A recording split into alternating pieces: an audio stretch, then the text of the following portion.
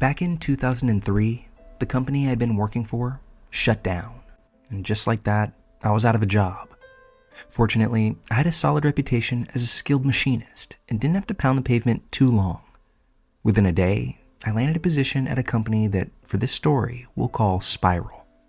They specialized in custom, high-precision tools, and the place seemed decent enough at first. Spiral was owned and run by one guy, who I'll call Dick. Fitting name, and you'll see why. He was in the building every single day, pacing around like he owned the air that we breathed. At the time I joined, he had a floor supervisor who was actually pretty great. Fair, experienced, and respected by the crew. The kind of guy you could go to with any issue and expect a real solution. Well, about a year in, that supervisor and Dick had a massive falling out. No one exactly knows what happened, but it was messy. The next day, Dick called me into his office and told me that I was now in charge. Just like that.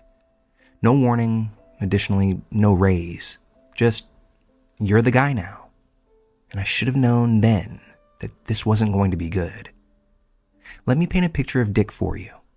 He started Spiral out of his garage in the 70s and managed to grow it into a multi-million-dollar company. By his early 30s, he had developed a massive industrial park where Spiral was now headquartered, and had stacked up enough money to be one of the wealthiest people in the state. But wealth doesn't necessarily bring class. Dick was the most condescending, arrogant prick I've ever met. He screamed at his employees for talking to each other, treated them like they were replaceable garbage, and had this pathological need to let you know just how rich he was, especially while paying us barely above minimum wage. For some reason, he treated me and one other guy just a little bit better than the rest. But that didn't mean good by any stretch of the imagination. I think he just saw us as more useful, so the abuse came with a different flavor. Still, we weren't allowed to talk to each other during the day. If he caught us chatting even for a second, he'd fly into a rage. Once I was unofficially in charge, I got a front row seat to just how shady this guy really was. During one of his rants where he thought he was being impressive, Dick let it slip that he cooks his books. Spiral paid exorbitant rent to the industrial park, which, conveniently, was owned by another one of Dick's shell companies.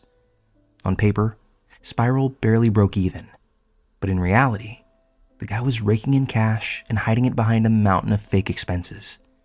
He even bragged once that he had buried barrels of industrial waste on his personal property, just to avoid disposal fees. Simply dug a hole in his backyard and dumped it in one night. That job turned into a decade-long slow bleed. My responsibilities piled up endlessly. Hiring, training, scheduling, production oversight, maintenance coordination. But the thing that didn't pile up was my pay. Every time I asked for a raise, he'd pull the "we're struggling financially" card, while reminding me how lucky I was to have a job. It wasn't just insulting, it was actually imprisoning. My paycheck kept me barely afloat, which meant I couldn't afford to leave, and I think Dick knew that. Our turnover rate here was absurd. I'm talking around 95%. People would quit after a week or two, and it got so bad that even temp agencies stopped sending us anyone. That's when you know you've hit rock bottom, when temps would rather stay unemployed than work for your shop. Eventually, I smartened up. I began carefully wording my title in internal emails and documents. I started calling myself the plant manager. At first, Dick rolled his eyes, but when I framed it as something that might help us attract better candidates, he begrudgingly agreed. That was my golden ticket. I didn't have a college degree, but now I had the title and a decade of real-world experience to back it up. I began job hunting in earnest, and after 6 long months, I found a company willing to bring me on. Higher pay, actual benefits. Yeah, Spiral offered none, along with a healthy work culture. There was just one problem. They implored me to give a full 2-week notice. That was a no-go for me. I'd seen what happened to every person who gave notice at Spiral. They were booted out immediately. Dick himself had no interest in professionalism, just his ego. So instead, I quietly packed up my personal stuff, made sure I had all the documentation I needed, and waited until the end of what I deemed my last shift. Before I left that night, I sat at my desk and sent 3 individual emails. One to the head of OSHA, another to my contact at the state's EPA, and a third to the state attorney's office. I didn't have to make anything up. I just laid out what I'd been told and what I'd personally witnessed. The book cooking, the waste dumping, the unsafe working conditions, along with the willful neglect. The paper trail I had was more than enough. That night, I left my keys on my desk, and on top of them was a note with 2 simple words: I quit. I knew the fire that I was lighting as I walked out the door, and I was a little bummed that I wouldn't be around to watch it burn. But about a month later, I got a call from my OSHA contact. They'd already hit Spiral with $150,000 in fines for numerous willful violations. And the EPA? They excavated half of Dick's backyard before he finally confessed to where he'd buried the waste. I never exactly heard what happened with the Attorney General, but I do know this: Dick ended up behind bars. Poetic justice, in a sense. It took 10 years of being underpaid, disrespected, and financially handcuffed, but in the end, I walked out with my head held high and watched a crooked millionaire finally get what was coming to him. Best resignation ever.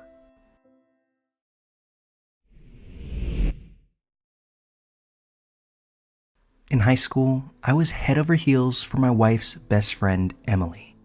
The funny thing is, she couldn't stand me when we first met. She told people I was creepy, ugly, awkward, you name it. Now, she never said it to my face, but I heard enough from classmates to know exactly where I stood with her. Still, I thought she was beautiful. Not just physically, although there was that, but she had this energy, confident, loud, kind of magnetic, in the way that people with that much self-esteem tend to be when you're a teenager. She was everything I wanted, and she couldn't have been any less interested. Then our school assigned summer projects, and by some wild stroke of luck, I got paired with Emily. At first, we only talked about the assignment, but over time, our conversation started drifting. We'd message each other on AIM for hours, about school, our families, dreams, the usual teenage stuff. It wasn't flirty at first. It was a genuine friendship, but in my head, it felt like a second chance. I'd been this weird outcast in her world, and now I was getting to rewrite that story. The catch was that part of our relationship was built on a lie. I told Emily that I had a girlfriend. See, there was this girl I knew, just a friend, and we hung out a few times that summer. I'd post photos of us on MySpace and Facebook and let Emily assume that we were dating.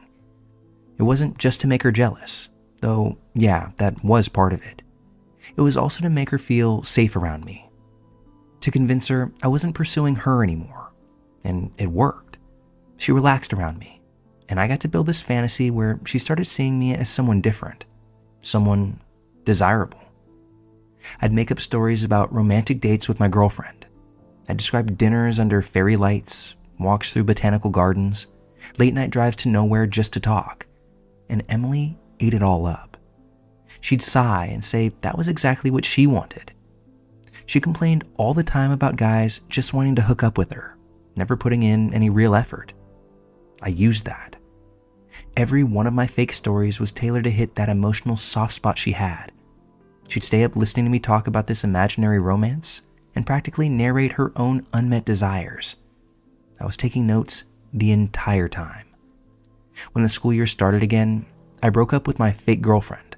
Quietly, of course, and Emily and I kept talking. I tried asking her out, but she turned me down.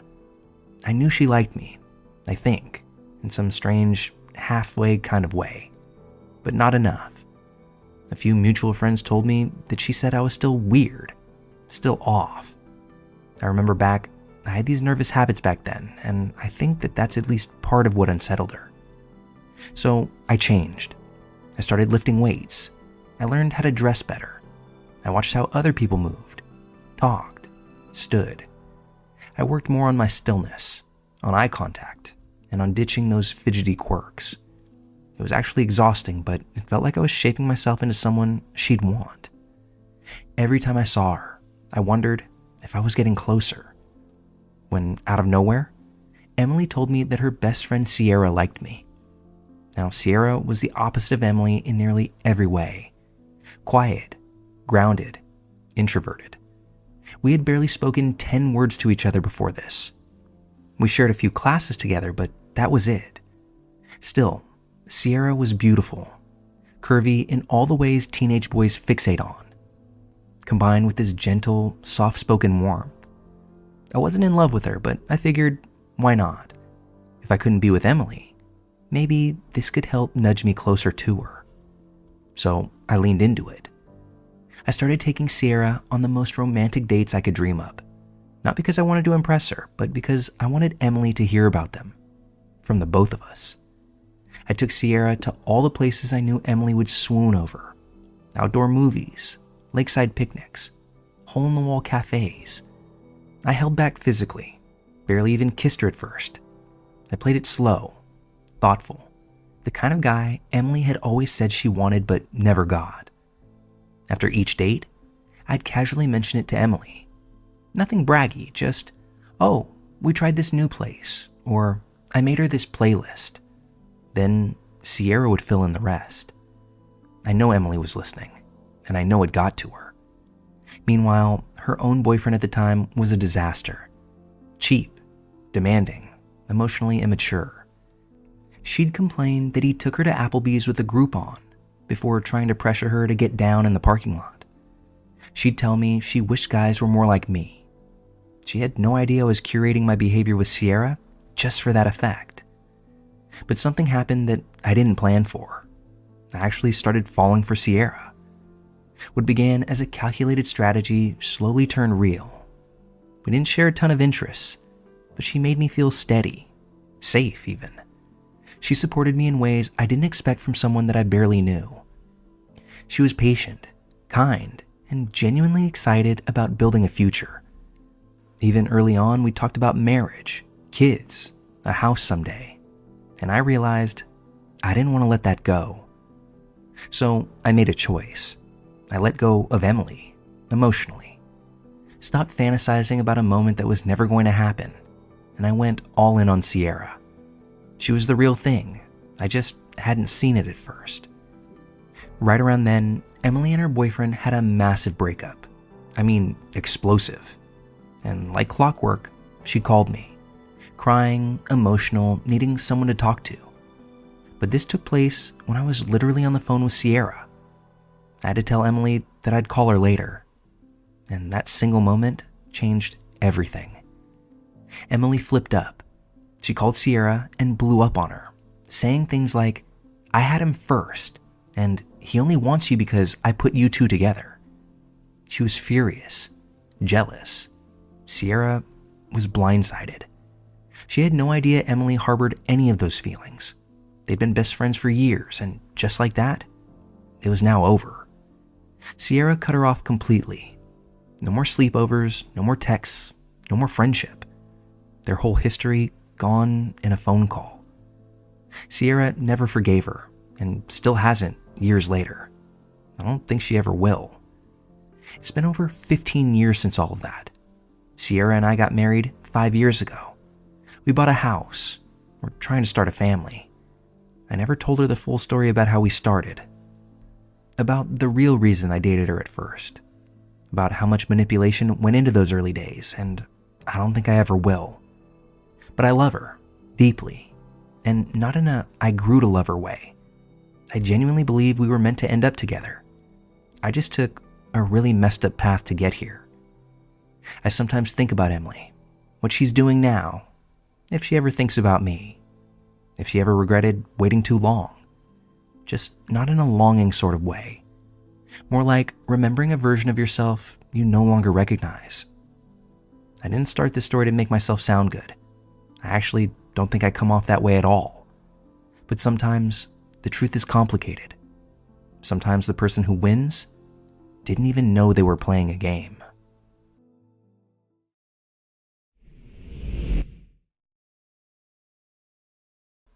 Alright, so here's a truth that nobody wants to say out loud, but I'm going to anyway.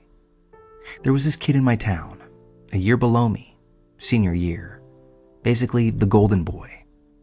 The kind of kid you'd swear was plucked straight from one of those high school dramas where the quarterback has it all: money, girls, charm, and absolutely zero humility. Football star, ran track, played baseball and basketball too. Straight A student. And if the rumors were true, I'm pretty sure half of his assignments were done by other kids that he intimidated or bribed. He was never seen without a cheerleader on his arm or some cocky smirk on his face. Everyone seemed to adore him. Teachers, coaches, parents, even the damn school board. But this dude was a complete asshole. I'm not talking about your run-of-the-mill jerk. I mean, he went out of his way to make people beneath him, anyone not popular, not rich, not good-looking enough, feel like total garbage. This wasn't just an attitude. It was a mission. I saw him dump fast food wrappers onto kids in the marching band just to humiliate them. Once I saw him throw a tuba case across the grass for no reason other than to get a laugh from his jock buddies. He didn't care because he knew he could get away with it. He always did. Me, I got left alone mostly because I had a few mutual friends in his social circle. I guess that bought me a layer of protection, but it didn't extend to people I actually cared about.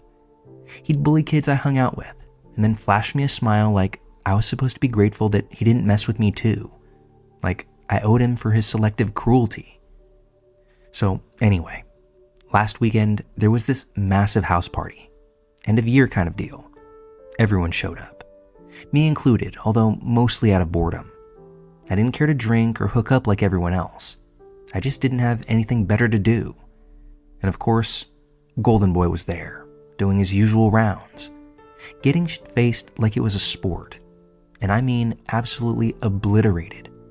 Falling into furniture, puking in the bushes, slurring his words, just a complete wreck. At around 3 a.m., he and a few of his equally drunk friends pile into a truck. They peel out of the driveway, drunk off their asses. No seatbelts, 85 and a 40, twisting road, pitch black outside. And I think you already know how this ends. The driver of the car loses control. He hits a pole, and our beloved hometown hero flies through the windshield and smacks into a tree, dead on impact. And you know what I felt when I heard? Relief. Not shock, not sadness, not even indifference. Relief. Because I knew exactly what the world had just been spared. And the part that kills me, absolutely kills me, is watching everyone now act like we lost some kind of saint. Because the kid who died, he was a monster. And now the whole town is pretending he was a martyr. I woke up that morning to people sobbing, screaming, news reports, coaches blubbering through interviews about what an inspiration he was. They brought in grief counselors to school. We got out of class early so we could reflect. The school even raised money for his family, his filthy rich family, like they were victims of some act of God, instead of their kid being an arrogant idiot who got himself killed. I heard someone call it an unavoidable tragedy. Really? Unavoidable? That kid climbed into a moving death trap by choice. He was drunk, reckless, and every single thing about that night was preventable. But no one's allowed to say that. Everyone's too busy crying about how he did everything right and was full of love, touched everyone's lives. It makes me want to scream. What about the band kid who died last year? The quiet kid who played clarinet and was actually kind. He got a 10-minute speech during morning announcements and some awkward silence at lunch. No counselors, no fundraisers, no bullshit eulogies about how wonderful he was. Because that kid wasn't popular. He wasn't rich. Because he didn't have the town eating out of the palm of his hand. This double standard is disgusting, and nobody's being honest about it. So I'll be the one to say it. I'm glad he's gone. I'm glad he won't be around to make life miserable for anyone else. I'm glad no more band kids will get trash dumped on them.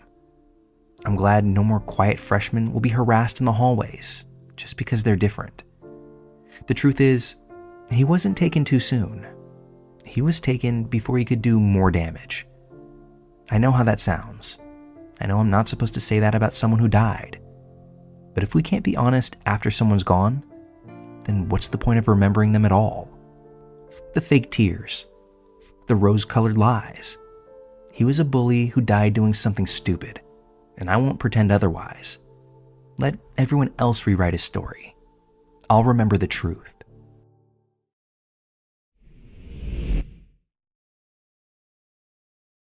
A little over a year ago, I found out my husband was cheating on me. It started like most gut feelings do. It was quiet, almost dismissible. There wasn't some huge red flag or dramatic change in his behavior.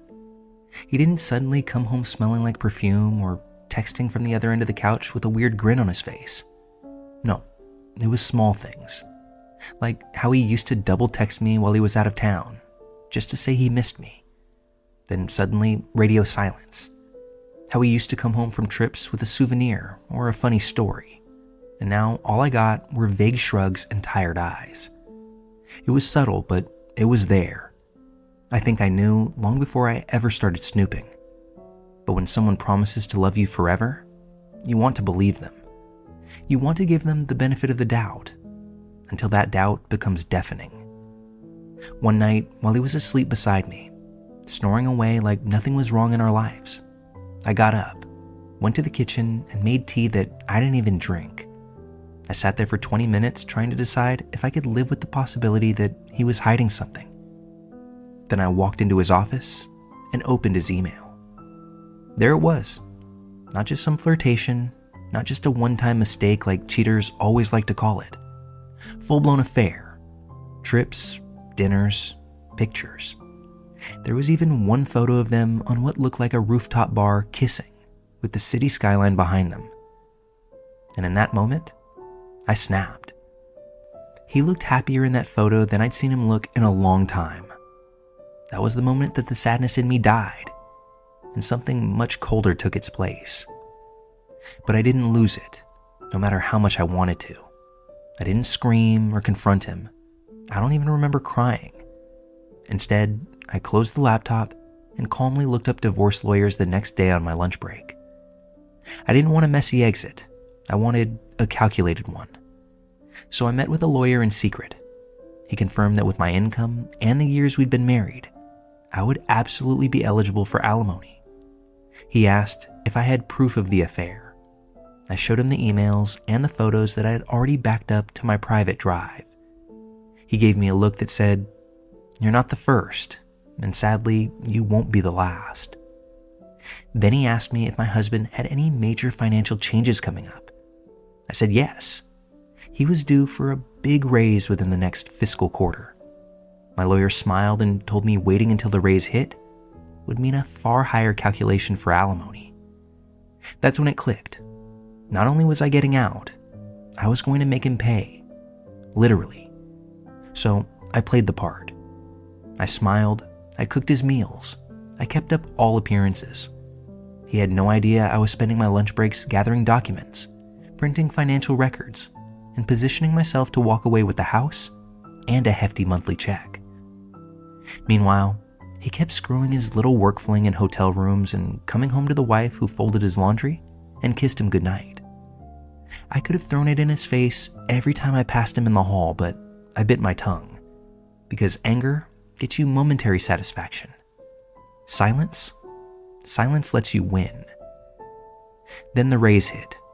His company emailed out the new salary brackets for the year, and I printed that email out with shaking hands. That weekend, I double-checked every file in my folder, and I smiled to myself knowing exactly how this was going to go down. This morning, I made him breakfast. Eggs just the way he likes them. Toast with a good jam. I even made him coffee and brought it to him in bed. He didn't deserve this, but that's not the point. I watched him sip the coffee, tell me that I was the best wife in the world, and something inside of me finally exhaled. When he looked at me and smiled, I kissed him once on the cheek and said, "I'll be filing for divorce this week. The paperwork will be sent to your office." I can't describe the look on his face. It was like someone had told him that the world was ending and that Santa Claus had died all at once. First confusion, then panic. He stood up and started yelling. asking what was wrong, calling me insane. Then came the tears. Why are you doing this? What's happening? I love you. Don't do this. I didn't say a word. I walked upstairs, grabbed my bag that I had packed in advance, and left to stay at a hotel. Since then, he's left me 18 voicemails. Not a single one of them takes responsibility. It's all, what did I do? And how could you do this to us? No acknowledgement of the cheating. Certainly no apology. Now, here's the thing. I'm not mad anymore. I'm not even heartbroken. I just feel free. He'll be paying me alimony, and I'll be keeping the house. He'll have to watch as I move on, knowing full well that he threw away a loyal, committed wife, all for a fling that he didn't even bother to keep discreet. Update. Since the morning where this went down, a few wild things have happened. First, I've received some absolutely unhinged messages on here, all from men that I don't even know, telling me that I'm an evil woman for punishing him with alimony, that I'm destroying a man's life, that I should have just forgiven him. One guy even had the gall to say that it was my fault for not being interesting enough to keep my husband's attention. Newsflash, cheaters cheat. It's not about the partner, it's about entitlement. And if you think I'm the bad guy for holding him accountable, you're part of the problem. Secondly, my soon-to-be ex keeps trying to message my friends to get sympathy. Too bad most of them saw through his act years ago and are firmly on my side. A few of them even offered to testify if he tries to contest anything. Lastly, and maybe most delicious of all, I have it in writing that he's responsible for the majority of our marital debt. He used our joint credit to impress his mistress, so when the courts look at it, it's all on him. So, to anyone who needs to hear this, don't scream. Don't throw the dishes. Don't give him the satisfaction of knowing he hurt you. Play the long game. Collect your evidence, protect your peace, then walk away like the badass you are, while he drowns in the mess that he made. I'm not bitter. I'm not vengeful. I'm just done. And it feels like that's the most powerful position of all.